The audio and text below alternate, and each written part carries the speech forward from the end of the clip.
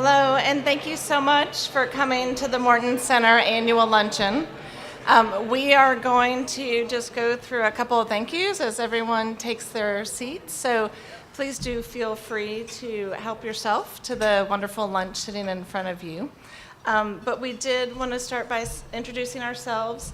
My name is Barbara Hurt. I'm a board member of the Morton Center, and this is Delene Taylor, also a board member. We're both co-chairs of today's luncheon, and as co-chairs, this title and this word chair has had increasing meaning to us, and you'll hear throughout today's program what the chair means to the Morton Center, and it really all starts with the chairs that you all are sitting in today. I want to say thank you for coming today to fill these chairs, to learn more about what the Morton Center does, how you can support that mission, and also to just hear about how the Morton Center impacts people and our communities. I imagine many of you in this room, like me, have watched someone that you care about, maybe a family member, a friend, a coworker, perhaps even yourself, battle with substance use and experience the many and broad ripple effects. I'd like you to stop for a minute and picture those faces. Let those names run through your mind. Consider that simply by being in your chair here today, you are part of shining the light of hope into the lives of those walking similar paths. Because of our generous sponsors, many of the chairs have already been funded. We can double or triple that impact today with your help. You see the chair is our theme today. I would like to thank local artist Priscilla Chandler for this lovely painting that she's shared with us here today to provide a visual.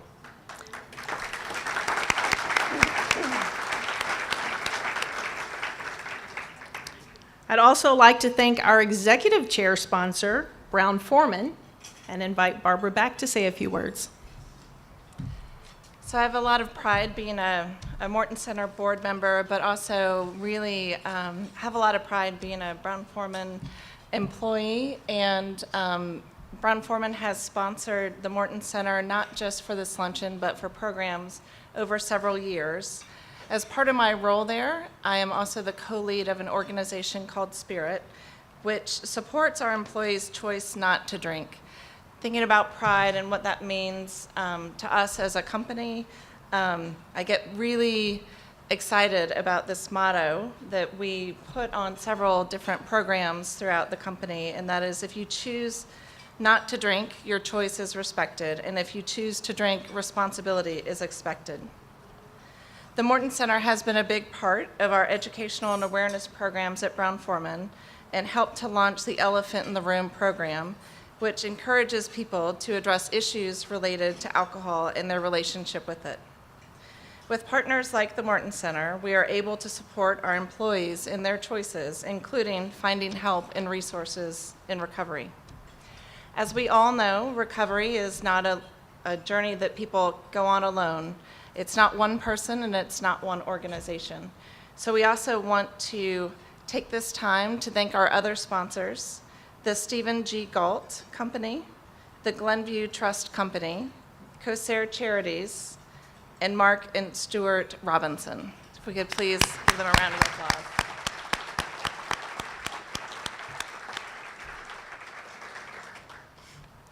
Also, at your tables is a program which we'll talk a little bit about what you'll be hearing today, as well as a list of each table sponsor. And if you could please take the time to thank those sponsors individually. Among us today, as I mentioned, it's all about who's in the room and helping to support this effort and filling our chairs.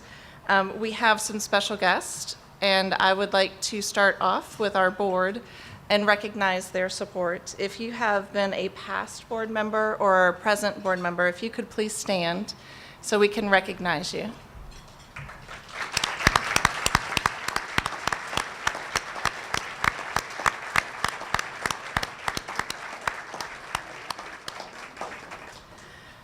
Other special guests that we really rely on to deliver our services and mission are state and local governments.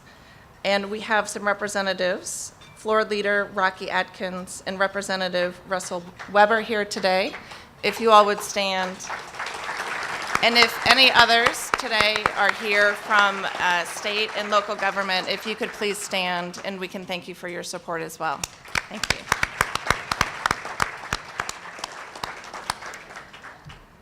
So this really does start to demonstrate how it takes a whole group of people to support this mission that we do.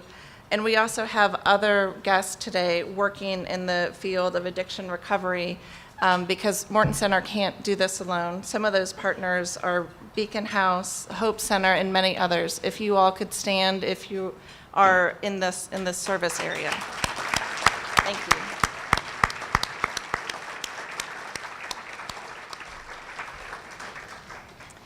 So last but not least, we would also like to thank Lisa Chardine and Stephanie Geddes, the Luncheon Committee, as well as, do that individually,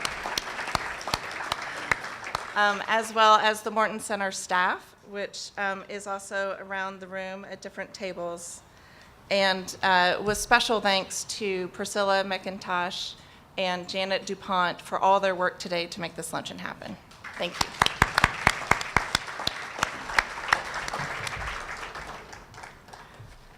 So the funds that are raised at this luncheon could make the difference between life and death, between redemption and devastation, between a family healed or torn apart, between a child embracing childhood or forced to struggle against the cycle of a dysfunction.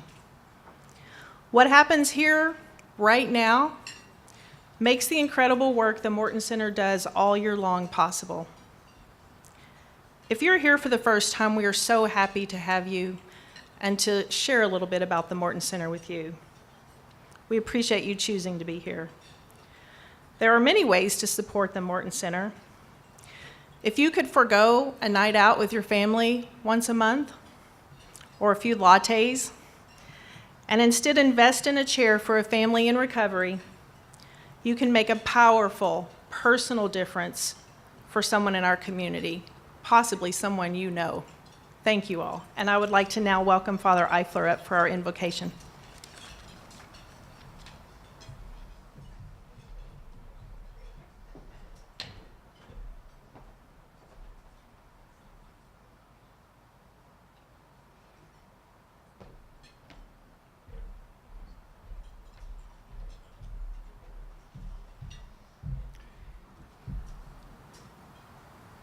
As I was preparing for the invocation, the motto of the Morton Center seems most appropriate. Restoring self, preserving family.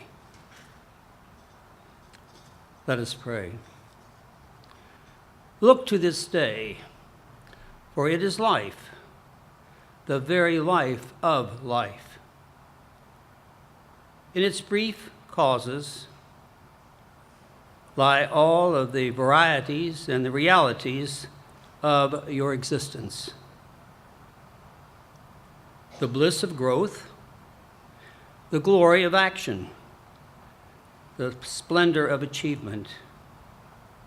For yesterday, it is but a dream, and for tomorrow, it is only a vision. But today, well lived, makes every yesterday a dream of happiness, and tomorrow a vision of hope. Let us pray. Bless us, O Lord, in these thy gifts, which we are about to receive from thy bounty, through Christ our Lord. Amen.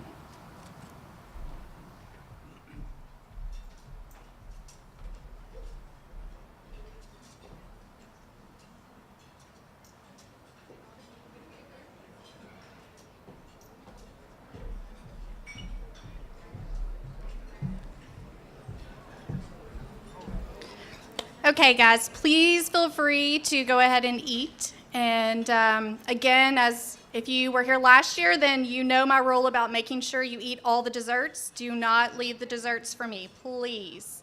So make sure and take care of those desserts. I want to thank everyone for coming today. We have over 200 guests who are here. I feel so blessed to be in a room of individuals who are so giving of their time. I want to give a special thanks to John Walsh, the co-founder of the Morton Center, to say thank you for continuing to be a support person for me. I really, truly appreciate it, and thank you for continuing to come each year.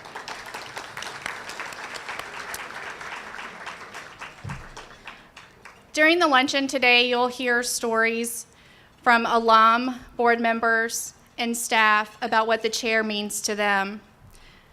And while the chair means something different to each one of us, because our paths to recovery are always different, the need for the chair never changes. The chair is something that I often reflect on, because the chair is the need for all of our services. From the first time someone reaches out for help, to the chairs that are needed for our family support programs. The calls into our resource center continue to come. Those are calls from family members and individuals that are asking for help. It is with that that I see our staff who are there to encourage them and to provide support. Morton Center staff, if you would please stand.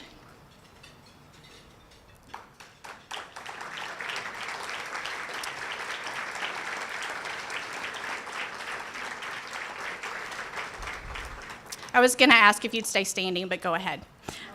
Just kidding. I just wanted to say, it's your passion that inspires me each and every day. The work that you all do, to see you walking down the halls and being able to talk with our clients about them starting a new job, or maybe how great Louisville basketball is. Maybe it's Kentucky, I won't say. But it's truly the passion that you all have that continues to inspire me each and every day. So thank you all truly for what you do. I appreciate it so, so, so much. Before you leave today, we'll be asking for support to help us with our chairs. As you hear the speakers talk about what the chair means to them, I ask that you think about what a chair could mean to someone that you care about. Because all of us know someone that could use that chair to support, to be able to have not only the treatment that is needed for the individual, but also the family support that is needed. I now would like to introduce to you Kim Delaney Ellis. Kim joined the board a little over a year ago. Kim is someone that as soon as you meet, you can feel her passion, and she just shines. So I'm so lucky and fortunate to be able to have her as someone who stands beside me and helps me. So I give you Kim. Thank you all. Thank you. You know, as she said, my name is Kim Delaney Ellis, and I'm the Director of Health Policy for Norton Healthcare. I was asked to provide a brief explanation of why I joined the Board of Directors for the Morton Center, and I would like to say that I didn't join the board because of a history of personal addiction or because of a family member who battles and struggles with this addiction. But I joined because I believe in the mission of the Morton Center. They have a true belief in helping heal others, helping to put families back together and educate families of this disease. This mission is way too big for any one of us in this room, but it's not too big for all of us together in this room. My life has kind of always revolved around helping others and caring for others. At Norton Healthcare, we have a statement that we're held by: respect every person, with or without a title. That is what that chair means to me. It is our calling to be there to help others. On behalf of Norton Healthcare, I am honored and privileged to stand here today. They've also given me the authority to present the Stephen Galt Award.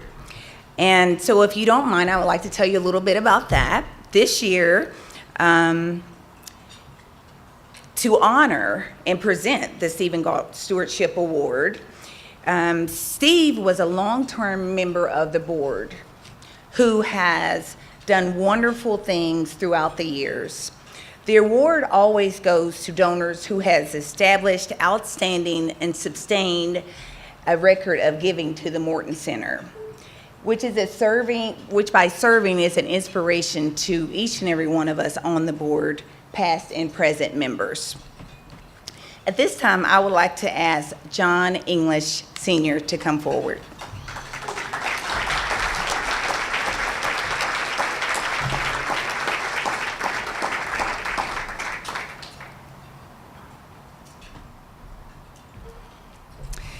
John has served on our board for 25 years. Of those 25 years, he has led our golf scramble for 25 years and done an awesome job with that. He has been instrumental in keeping the board together, keeping our place together, and representing that chair. And that is why this year I am honored to present you with the Stephen Galt Award.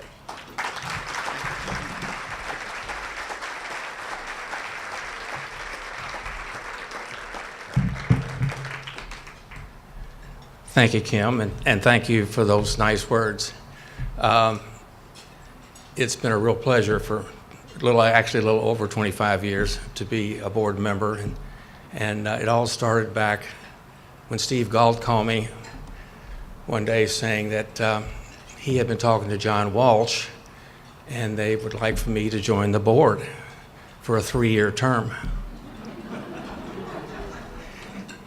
I was familiar with John and his wonderful work that he was doing even back then. But of course, as we all know, John co-founded and then was the CEO for almost 25 years and did a wonderful, wonderful job. Anyway, it's been such a pleasure to be part of the center. Let me think of my next words here. Something bad about John Walsh, but I can't think of it. No, seriously, it's been a pleasure to be part of it. And John, of course, did a wonderful job. And when he left to retire, we wondered what in the world we were going to do, because everybody, I guess, can be replaced, but John was extremely difficult to replace. And fortunately, Priscilla came along, has filled his shoes extremely well. She's doing a wonderful job.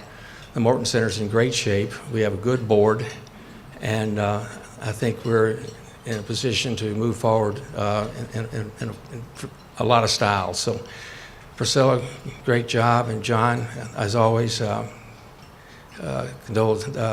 congratulations to you for all that you've done for our community and for the Morton Center. So anyway, this is a nice award. I appreciate it very much. And thank you. Thank you, Kim, for those nice words.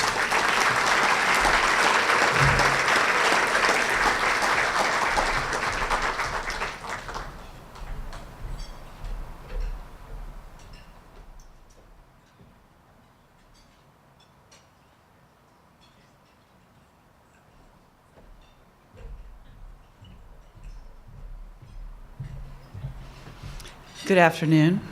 Glad you guys are here. So it's just a wonderful occasion to see so many people in the audience that I know as colleagues, or people that I have met through recovery, people that I have met coming to the Morton Center. Just very grateful that you all are here to support us. My name's Lisa Ewan, and I am a therapist at the Morton Center. I'm a licensed clinical social worker.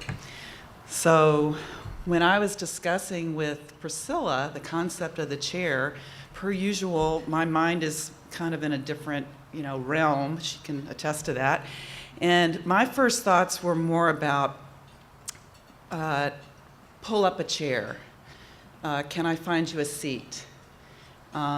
Please be seated. So these are more concepts to me about hospitality and guests, and that's what I really liken to what my experience has been at the Morton Center, is about finding a place, a seat for people that have come to the Morton Center that need that attention, the way that you would treat a guest to your home, or the way that you would maybe in your church or some organization where you really want people to feel welcome.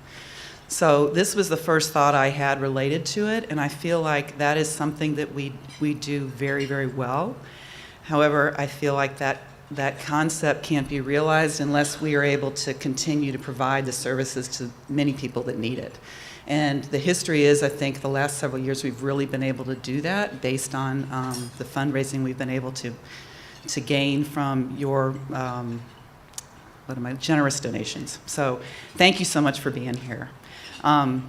Just a little bit about my history at the Morton Center. I came in 2012. I was an intern at the time. I was finishing my master's at U of L. And, coming from my own history, every family is dysfunctional. Okay, so, and what I've seen in my work so far, every family is dysfunctional. So if you got a dysfunctional family, you're right where you're supposed to be. But there is this aspect of families that are part of a alcoholic or addicted family, where the family does really become,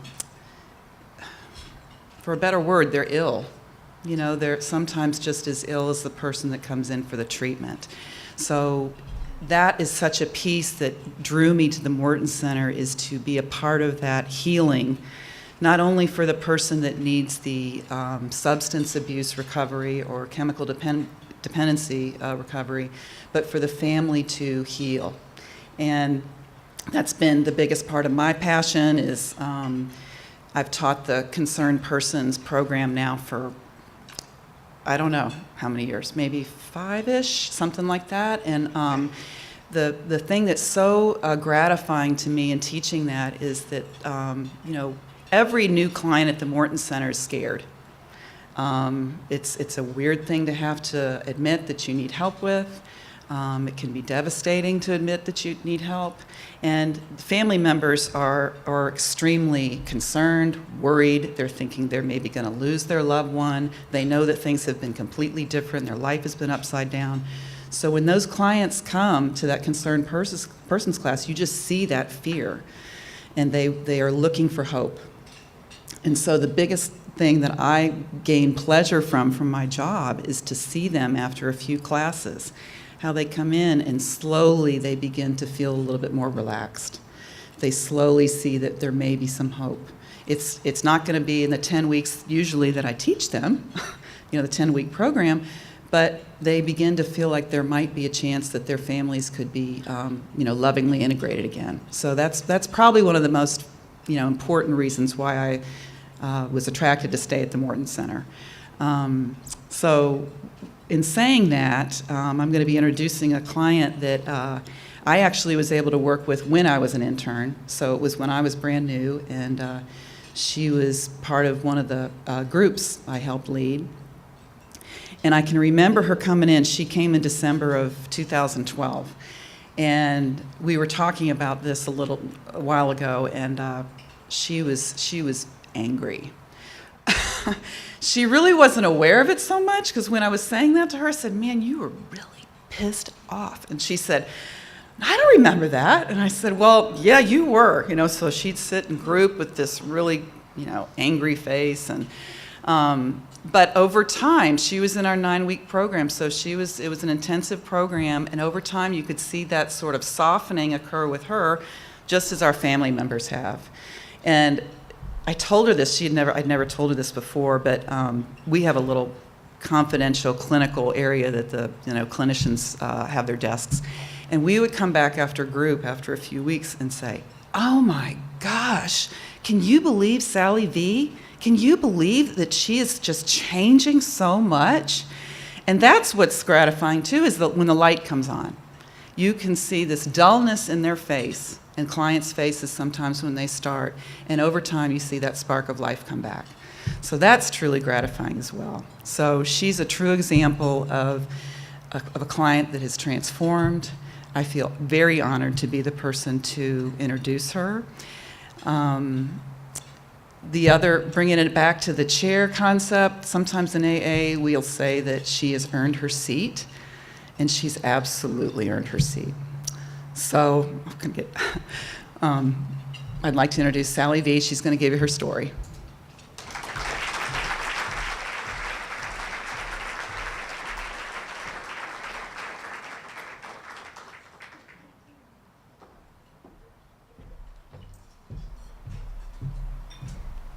Thank you, Lisa. You didn't tell me you were going to make me cry before I got started. Thanks for that.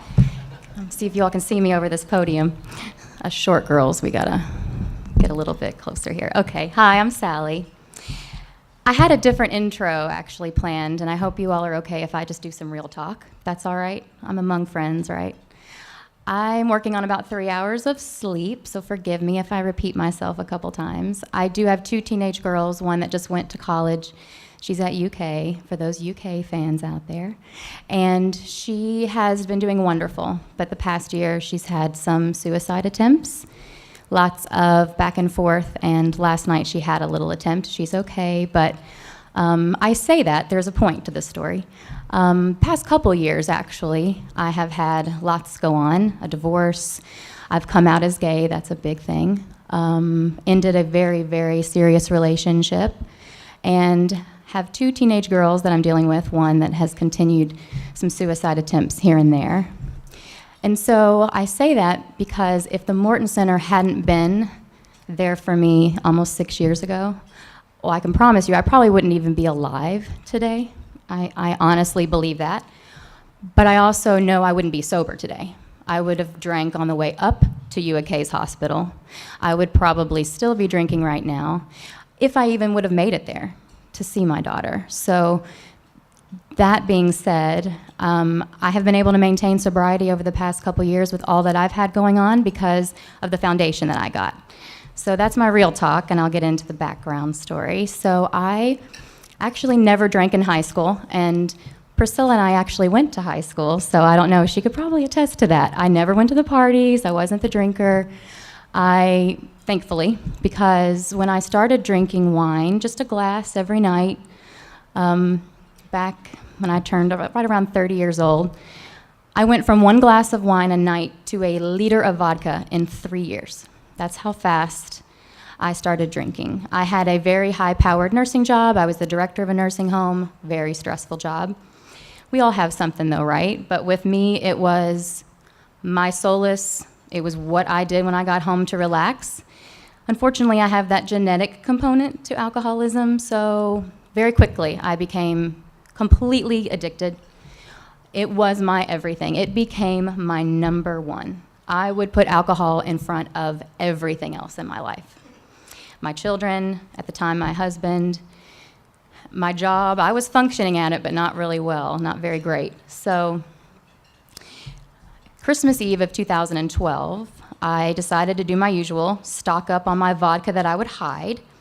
I got the cake-flavored vodka, because I love cake, who doesn't love cake, and I could drink it straight without having to mix it with anything. So when I talk about a liter of vodka a day, I mean straight vodka. I had gained about 60 pounds, my liver enzymes were elevated, chronic bladder infections, you know, the whole health gamut. If you see pictures of me today from then, you would not recognize me. I don't recognize me, to be honest. Christmas Eve, I had some bottles hidden, had a lot of wine as well. Hadn't eaten much that day, though, and you know, sometimes even if I'm used to drinking a lot, some days it would hit me harder than others. And that day I was bumping into walls and slurring my speech and still playing the game of, I just haven't eaten all day. I only had 1 beer. I mean, I don't know how I thought anyone would believe me, but even screaming at my husband, take me to the hospital, I'll get a blood test, knowing good and well if I got the blood test, right, it would come out with no telling what my blood alcohol level was. He was done at that point. He had been hiding my secret from family and friends, and it was just a point where he wasn't willing to deal with it anymore, and I can't blame him.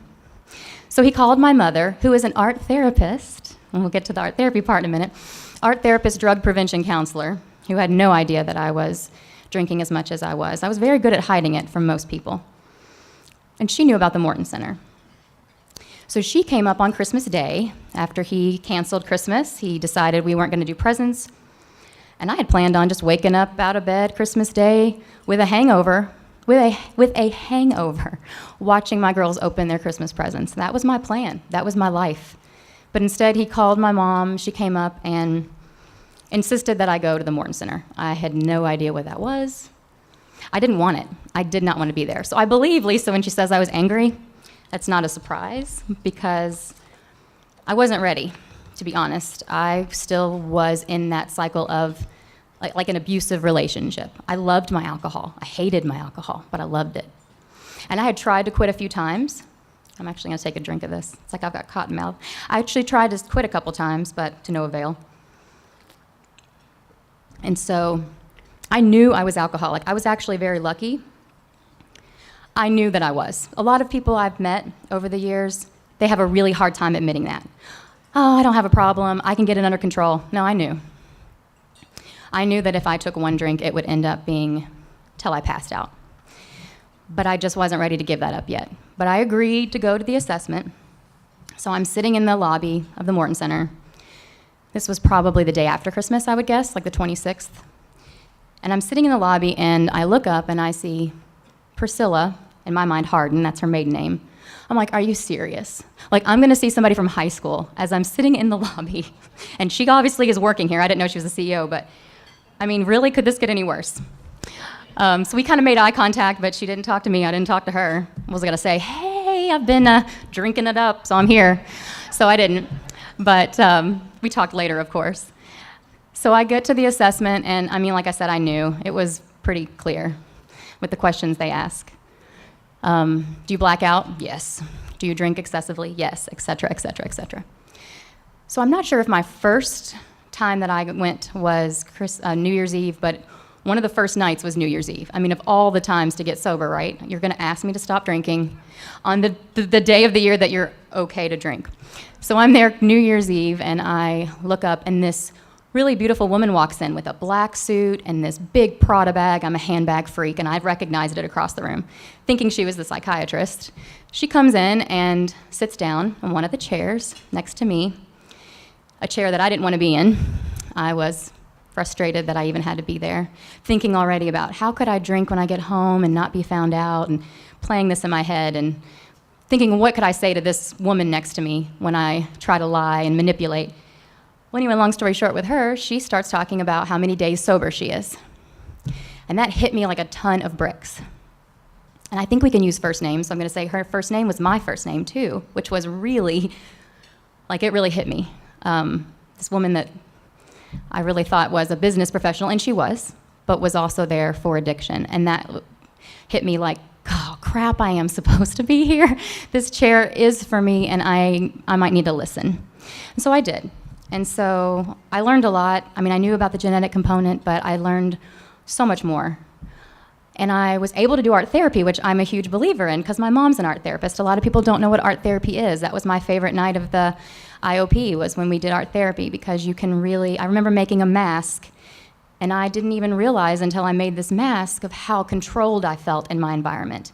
I mean, no one knew that I was gay. I only knew that, and so that was part of it, but it was more of just being controlled by a husband who he and I never really saw eye to eye. Being trapped in a job, I felt responsible. I made $90,000 a year, and I hated my job, and I felt responsible for that. So the two faces that I wore, and I made that in a mask, and it was just a beautiful moment. And so I did the art therapy. We had that one-on-one session with my counselor, because I didn't have a counselor at the time. And so being able to sit down with her and talk just about me was great, but the group setting was the biggest. And sitting in there over time, hearing the other stories, knowing I wasn't alone, that's huge. The other component of the Morton Center that I was so grateful for was that it introduced me by force, really, to AA. You had to go. You had to get signatures. I would never have walked in an AA meeting without the Morton Center making me go. And I say that because, I know about AA from what? Movies. You got every show has got the alcoholic, the gay person, the person that has to go to an AA meeting. It's just, if you notice, in any kind of series on TV, that's all I knew about it. So I wouldn't have gone. And the AA meeting that was actually at the Morton Center really was helpful because I didn't feel out of my comfort zone. I was used to that by the time I started going there. And then the Al-Anon and the family sessions. So my ex-husband, very frustrated with me, codependent, all of that. He was able to meet others like him. My oldest daughter that I just spoke about, Carmen, she turned 19 yesterday. She was, that was almost 6 years ago, so do the math, I'm not good at it. She came to a couple group sessions, and she was able to talk about what it was like to have me as a mother in front of other people. She was able to talk about it, but she would never have told me to my face, one-on-one, Mom, when you're drunk and you're passed out, I don't know if you're going to wake up. And she's talking to these other people about how difficult that was for her. But it was easy for her to do it because she wasn't looking directly at me. She was sitting next to me. And so that family component is huge because of all the things we do in our addiction to our families, but also what our families do to us, they learn as well. So that part of the Morton Center was probably the most important. And while my marriage did not work out, and while my girls still struggle with their teenage things, I'm able to be their mom sober, and I'm able to live my life now as who I am, which is phenomenal, but being able to feel the emotions and not numb them with a substance, because it's very easy to do. We all have something, and so life now is amazing, and yeah, I have bad days. Last night wasn't easy. It was really hard to see my daughter, who I thought wasn't going to do another whatever episode, to do that, but it's a day at a time still for me. So I can't thank the Morton Center enough. If I get into too much of a thank you, I will probably really start crying, because I could list 100 reasons why the Morton Center definitely saved my life, 100% hands down. So what I thought I would close with, instead of a real mushy thank you, was this is the daily reflections book that we use in AA. And the one for today, actually, September 18th, I thought was perfect. It's called Loved Back to Recovery. Our whole treasured philosophy of self-sufficiency had to be cast aside. This had not been done with old-fashioned willpower. That's definitely true. It was instead a matter of developing the willingness to accept these new facts of living. We neither ran nor fought, but accept we did, and then we were free. I can be free of my old enslaving self. After a while, I recognize and believe in the good within myself. I see that I have been loved back to recovery, which the Morton Center does in so many ways, by my higher power, so the higher power also, of course, who envelops me. My higher power becomes that source of love and strength that is performing a continuing miracle in me. That is exactly what this is. I am sober, and I am grateful. I am so grateful. Thank you.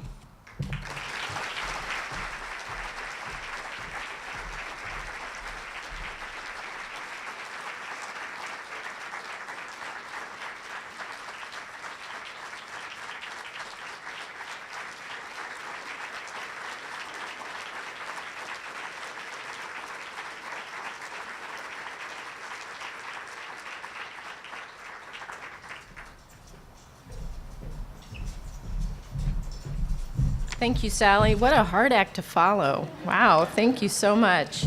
I'm Jamie Cox. I'm the president of the Morton Center, and thank you all so much for coming today. I know how hard it is to get out of the office or wherever you are in your busy day, and I appreciate you taking this time out. So we're almost done, so bear with me.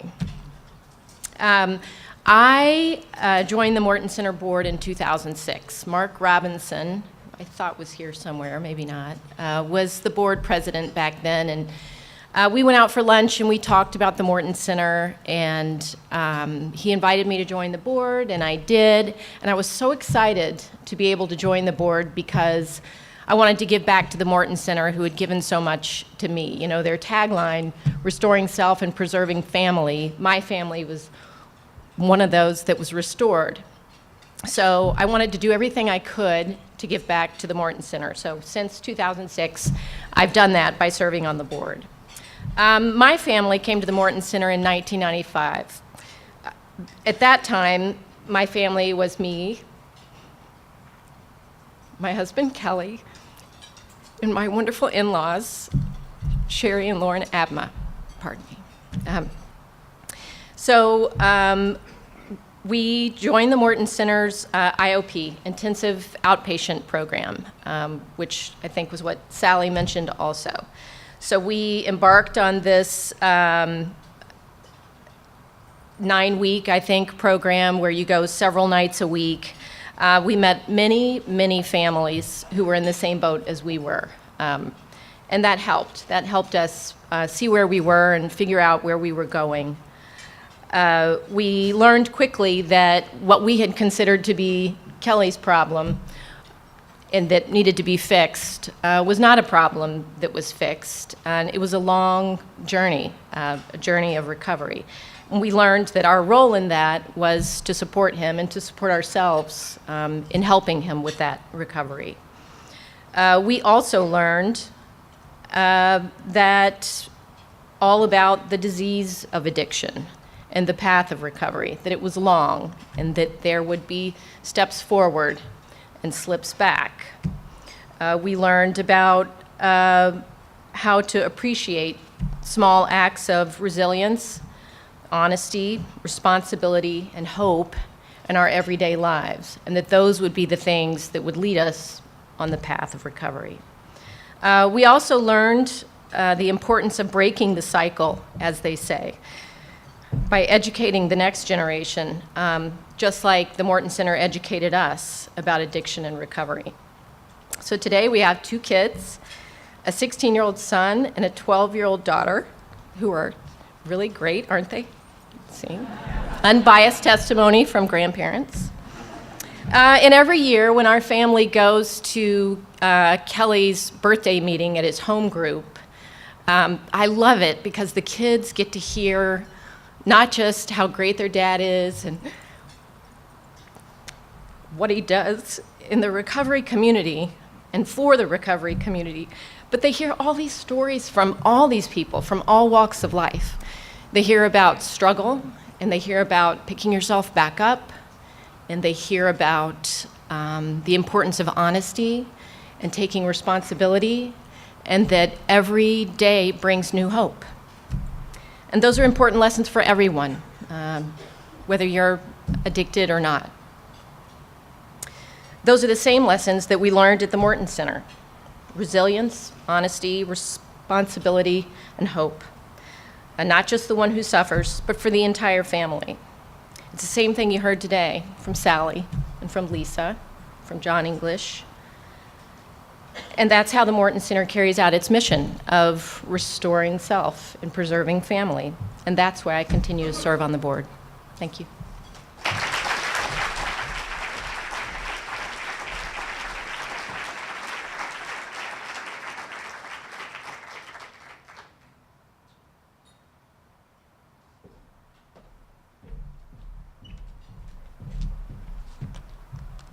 So I just realized I brought the red folder. Nobody's in trouble, sorry.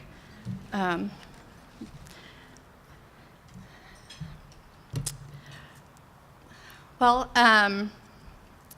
we get started this afternoon and finishing up,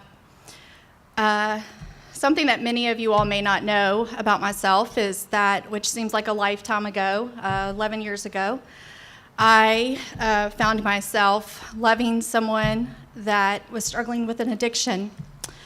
I, at that time, felt very alone and ashamed, pulling myself away from everyone in my life, isolating myself, looking and searching and thinking if I could only control what this person was doing, I could make it stop. And if this person truly loved me, they would stop. I had to ultimately learn that it was okay for me to set up the boundaries, and that it was okay for me to stop and take care of myself. Through that process, there were a lot of tears. There were a lot of sleepless nights. There was a lot of hair that continued to get lost. And that was because of the stress that was happening in my life, while still isolating myself from every single person, all my friends, my coworkers, who continued to ask what was happening. I was too ashamed to really admit what was going on inside of the house. At that time, I was not aware of the Morton Center. I had no idea that there was a place for loved ones. It wasn't until 2009 when I walked through the doors at the Morton Center to come in and work that I found out there's this place that you can come, the families can come, whether someone wants help for treatment or not. What I found at the Morton Center, even though that relationship had ended, still helped me recover and to understand that what I felt was okay and that I wasn't alone. While I felt alone, there were others that were right there feeling the same thing. I just didn't know where to go. The journey for the family is so important. The journey to recovery that has to happen for the family. And many of us, when we have a loved one, it's really hard to step out of that box and to ask, where do I go? What do I do? Because you really, truly feel like you can control it. And at the end of the day, you can't. You can't control it. The recovery has to be something that the individual wants. I share this with you today because I know many of you also have loved ones, family members, coworkers that could also use a chair at the Morton Center for our family support. It's the awareness of even knowing for a loved one that there is support and help as well. If the individual should choose treatment, yeah, we're there, we'll help. But it's also about how the families are torn apart and how they also need to have the healing.